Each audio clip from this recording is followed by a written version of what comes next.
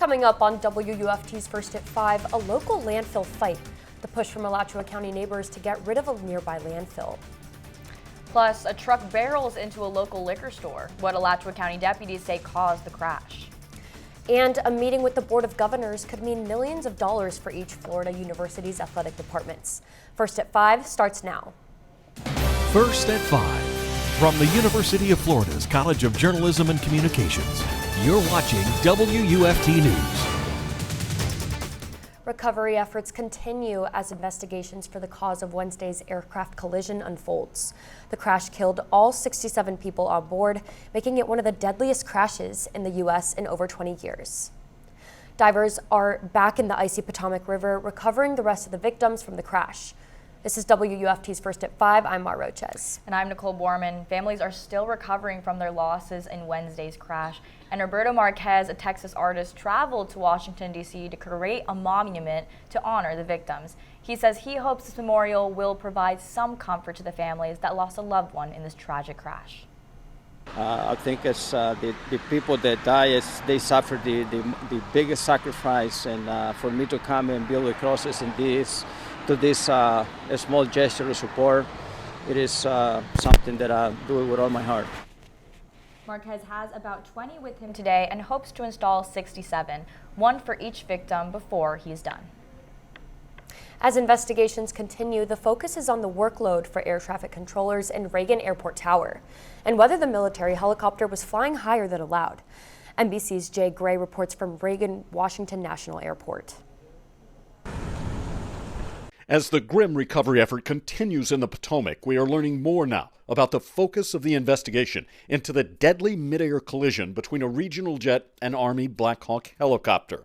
NTSB teams analyzing these voice and data recorders pulled from the wreckage of the plane. We will take as long as it takes to find out the probable cause, but the more important part of this is the recommendations that come after that. This new video, first aired by CNN, shows the moment of impact. Many analysts and pilots suggesting the chopper was flying too high and may have strayed from its approved flight path. There are also questions about reduced air traffic control tower staffing, described as acceptable but not normal in a preliminary FAA report. That comes as we've learned about a near miss just 24 hours before the crash, a plane forced to avoid a helicopter in its path during landing. 4514, what was the reason for the go-around? We had an RA with the helicopter traffic below us, Air 4514. As investigators search for answers, so are the families of the victims. It's like you see these things happen in the news, you see them happen in other countries. Kamad Raza married his college love, Ashra Hussein, just 2 years ago. Now, he's planning her funeral. Life is short. Hug your loved ones, tell them you love them. 67 families unable now to share that hug, that message with brothers, sisters, moms, and dads who won't be coming home. Jay Gray, NBC News, National Airport. The Defense Intelligence Agency bans, quote, special observances that promote DEI to comply with the president's executive order.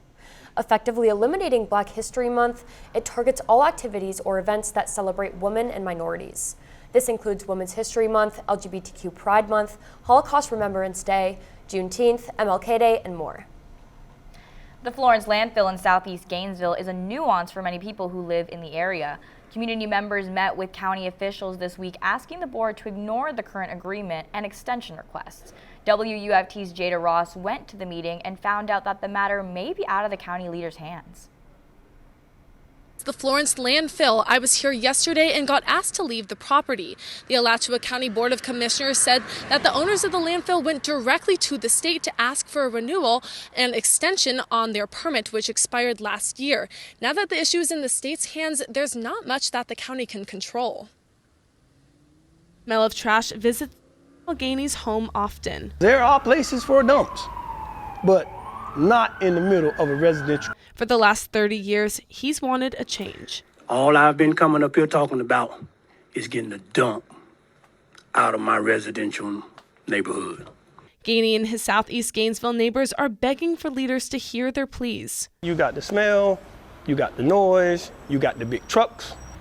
debris. Board of Commissioners member Mary Alford believes the matter comes down to the people and the environment. I actually made this part of my campaign, talking about the Southeast landfill as an environmental justice issue. The Environmental Protection Department reports no high levels of chemicals in the water systems in the areas around the landfill. Department officials say they send sample reports quarterly about the water system. They notify the state and they have the opportunity to immediately go back and resample. The ground sampling near the landfill startled Alford. It revealed aluminum, arsenic, lead, mercury, and other chemicals. The arsenic in particular concerns me because we continually add arsenic to the landfill since we do add treated wood to that landfill. We contacted Florence Landfill via email. We received a reply stating the company does not have a comment for the story. Commissioners say that the next step would be to work with the state legislature to get this extension removed now that the landfill is operating under the state stature. Live from Southeast Gainesville, Jada Ross, WUFT News. We're taking a live look outside over I-75 where traffic is looking pretty light now, and the skies look pretty clear and bright as we finally start to warm up from the freezing temperatures. There's a nice and a warm weekend ahead of us. Let's check in with WUFT's Matthew Clark joining us now with the weather forecast. Matthew, I'm hoping to get my tan on. What are the odds of that? Yeah, you definitely could get your tan on this weekend because those skies are going to be crystal clear out there. Right now, they're crystal clear. Look at those blue skies overlooking our campus cam. It's also warm out there, 76 degrees. Beautiful sunset going to be in store. Those clouds are going to become pink. It's going to be very beautiful. Highs today is another big thing. Look at that, 79 degrees in Gainesville, and we did see 80s elsewhere. Palatka, St. Augustine, and 82 in Jacksonville and 81 in Stark. First time we've seen 80s on our map for the first time this year. Temperatures aren't even going to drop off that much as we head into the overnight hours, just into the mid-60s. We're tracking another cold front that's going to bring about a 20% chance of rain moving its way through the panhandle right now. I will have how that cold front is going to head our way, and also our furry friend up north, Punxsutawney Phil's forecast. A white pickup truck slammed into a Hawthorne store front last night. WUFT's Emily Drelick is live in the studio with details on the driver and the store's recovery. Yes, a drunk driver caused about $20,000 in damage to Hawthorne Liquor off Highway 301. You can see the cleanup is already underway. Workers installed a temporary door after a truck barreled through the building just last night, breaking the door, windows, and some of the store's product. An employee sent me photos of the crash. That's the pickup truck all the way in the building, surrounded by glass shattered from the windows. No one was hurt, but the cashier told me how concerned the sight made her feel. Really shocked that, how it happened, going all the way into the store. And if anybody's okay, if everybody's okay. Just wanted to make sure there was, nobody hurt or anything. The driver, John Lee, was released from jail this afternoon. An arrest report says Lee had 3 Bud Light beers before driving. Deputies also found an open can of beer in the front of his truck and several empty alcohol containers. Lee will go to court February 24th to learn the charges against him. Live in the studio, Emily Drelick, WUFT News. The Florida University system leaders and the Board of Governors are working to address a pending legal settlement, one that could lead at least $22.5 million a year in new athletic department costs for each school. As the sports landscape changes over name, image, and likeness rights, there is a need for short-term funding flexibility to compete against major schools in other states. The $2.78 billion settlement would allow for athletes to be paid directly by their schools. The Board of Governors is set to have a final hearing in April. Our goal is not to have to eliminate the experience that our student athletes are getting, and not to eliminate the sports that, even though they might not be generating revenue, are certainly generating value and prestige. The board hopes to bring the issue back with a new analysis in the next few months from different universities. The new system is expected to be in place by July 1st. Clay County Sheriff's Office is debunking rumors of student weapons possession at Lake Asbury Junior High. The sheriff says there are rumors of stabbing and shooting at the school that are not true. But if you know of any specific information that suggests otherwise, to contact the authorities. Gilchrist County is seeing a rise in scam calls this tax season. The Gilchrist Sheriff's Office warns residents about a scam call pretending to be with Duke Energy and threatening to shut off your power unless you pay a past due balance. Watch out for scam callers' tactics like pretending to be law enforcement or asking for money via gift cards. Black History Month begins tomorrow, and the city of Gainesville has several events planned for your enjoyment in February. Festivities kick off with the Hats Art exhibit tomorrow from 4 to 8 p.m. at the A. Quinn Jones Museum. The exhibit will focus on traditional wearing hats in African American culture with live jazz and dance performance. Other celebrations include a poetry and art showcase at Santa Fe College on February 15th from 6 to 8 p.m. Also, the Florida Invitational Step Show on February 22nd starts at noon at Beau Diddley Plaza. Those and more are shown on your screen. And looking back in Black history, the city will hold their Rosa Parks Day event next Tuesday. The rescheduled event will take place at the RTS Rosa Parks transfer station at 11 a.m. to celebrate the legacy of Rosa Parks. After the break, we'll take a look at how high school graduation rates have increased in Marion County, and Florida prepaid enrollment begins, what you should consider when planning for your child's future. You're watching WUFT-TV News. Parents, tomorrow marks the start of Florida Prepaid's enrollment period, and prices are lower than last year. The cheapest plan for a newborn starts at $29 a month, and a full 4-year university tuition plan starts at $120 per month. Florida Prepaid spokesperson Shannon Smith says paying for college in advance allows kids to start adulthood without debt. When you do this for a child, whether you start with 1 year or you go for 4 years right away, whatever you're able to save, every dollar you save is a dollar they do not have to borrow. Student loan debt is crushing. Florida Prepaid includes 2- and 4-year plans to cover state colleges and universities, as well as hybrid plans for 2 years at a state college and 2 more at a university. Any child in Florida born from newborn through 11th grade may take part in the program. Open enrollment runs through the end of April. In Marion County, high school graduation rates went up in 2024, along with the state graduation rate. According to the Florida Department of Education, Marion County rates increased by over 2 percentage points, with over 80% of students graduating. All 7 MCPS high schools improved their rates in the past year. 2 student groups saw improvement of over 3%, exceptional students and English language learners. Florida's state graduation rate went from 88% in 2023 to over 89% in 2024. This rate excludes GEDs for minors and adults. If you're looking to enjoy some live music, Ocala is hosting their 2nd annual Bluegrass Festival this weekend. The festival will take place tomorrow, February 1st, from 1 to 7 p.m. It will be an outdoor event with several nationally recognized and local bands. There will be food trucks for guests, and coolers are not permitted. But make sure to bring your lawn chairs and blankets. Speaking of festivals, over 200 local and regional authors will gather in Gainesville tomorrow for the Sunshine State Book Festival. For the 6th year, the annual book festival offers Gainesville residents a literary-filled experience. The event will feature panel discussions, authors in all genres, guest speakers, and activities for children. Festival Chairman Pat Karen highlights the importance of hosting this event close to home. But we wanted to bring our books to the public and get the public to be able to meet with us and talk with us about our books. And also, of course, we have a very strong children's program in it. We want to promote reading among children. In addition, a Florida middle school student with the best fictional short story on climate change will receive a $1,000 award. The public is invited to attend on Saturday from 10 a.m. to 4 p.m. at the Best Western Gateway Grand. Groundhog Day is just 2 days away, and we will be wondering, will Punxsutawney Phil see his shadow or not? I will have the answer to that and more after the break. You're watching WUFT-TV News. The weather is finally warming up this weekend, and I'm excited to just go outside and tan.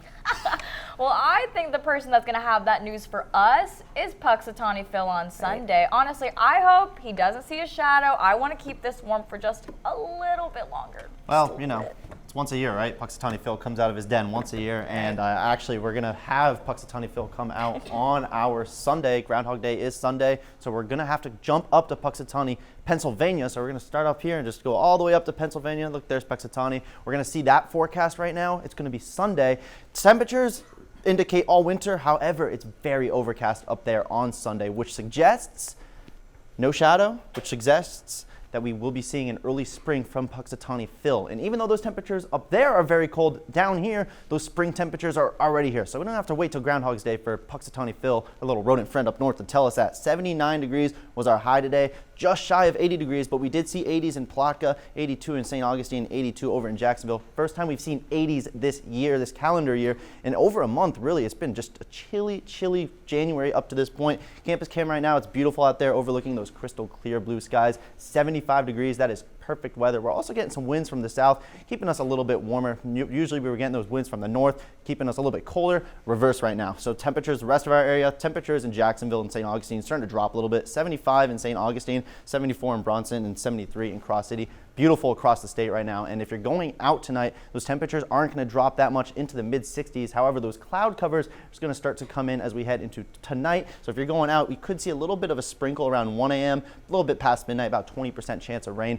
65 degrees, nothing to write home about. We do have another front system. That's where the rain is coming from. So the low pressure system all the way up in New York, moving its way across. So all that moist air is moving its way towards us. A lot of dry air behind it. That's kind of what's indicating this front, is how dry it's going to be afterwards. So not really much of a cold front. Thunderstorms moving through parts of the Panhandle right now. Destin just had a few thunderstorms moving its way in towards Tallahassee, but this front is going to weaken dramatically as it heads its way towards us as we head into late parts of Friday night and into parts of early Saturday morning. Look at that, 1 a.m.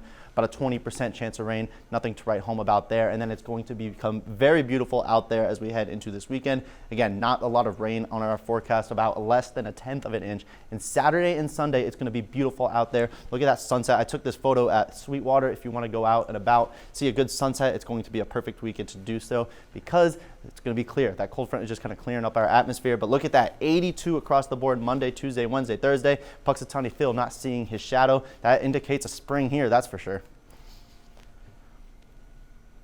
Coming up next in sports, a local high school competes to be the best in the state when it comes to competitive cheerleading. We'll have a full wrap of where the Eastside Rams placed after today's competition. Also after the break, Florida men's basketball head coach Todd Golden prepares his team for a rematch against SEC rival Tennessee. Stay tuned for more on their 5th-ranked Gators. You're watching WUFT-TV News. Happy Friday, I'm Alyssa Britton-Harr. Gators women's basketball are not ending the month of January the way they wanted.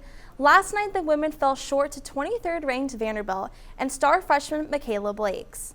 Blakes almost outscored the entire Florida team in the first half, tallying 22 points to Florida's 26. She added another 31 in the second half en route to a stunning 53-point performance, but the Gators also had a good second half, scoring 60 points as a team. However, it wasn't enough as they fell 99-86. It's their 4th loss in a row. The women's team will try to end that losing streak Monday in Arkansas. The 5th-ranked Gators men's basketball team heads into a rematch against 8th-ranked Tennessee. Last time these two teams met, the Vols were ranked number 1 in the nation, and the Gators beat them by 30 points. Head coach Todd Golden says he knows it won't be that easy this time. Yeah, I think we got to balance the fact that we should really find some, just the fact that we played so well against them the first time, we should have some confidence about that. I mean, they're a great team, and we played really well against them for 40 minutes. But I also think we need to be humble enough to understand that it ain't going to be that easy on the road in Knoxville. And the Gators come into this game after another 30-point win last weekend against Georgia. This week, the Gators had been off, and Coach Golden said they needed it to recharge. Their matchup Saturday starts a tough stretch with 4 straight games against top 25 ranked opponents. Mentioned before the break, locally here in Gainesville, Eastside High School cheer team made it to the state championship. Jordyn Banks has more on their success from their competition. Flipping, tumbling, and tossing, competitive cheer started today. Eastside High School qualified in a 1A FHSAA state championship and is competing today. Eastside Athletic Director Derek Gonsolin spoke highly of Coach Brianka Warren and her Rams squad. She knows what she's doing. She's very businesslike, and she is the type that when she speaks, it commands presence. She has the commanding presence. So I'm not surprised at all at her success.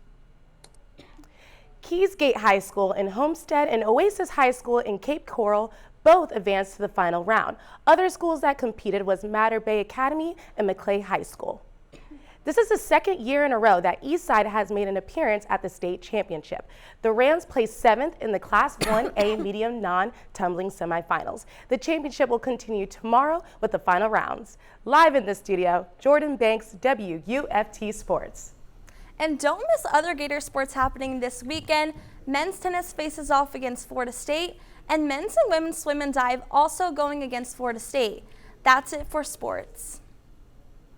Before we go, one last check at the weather. Yeah, Groundhog Day is this weekend, so are we going to see Puxatawny Phil's shadow or not? That is the million-dollar question. It looks like, according to the temperatures in the 80s, he's not going to see a shadow, which suggests an early spring. However, the rest of the country, it's snowing in some places, but we have 80s here in Florida. It's going to be a beautiful weekend to go out and about, however. Thanks for joining us. We're back here Monday for another edition of First at 5. Your North Central Florida news is always on at WUFT.org and on all of our social media platforms. Have a good night.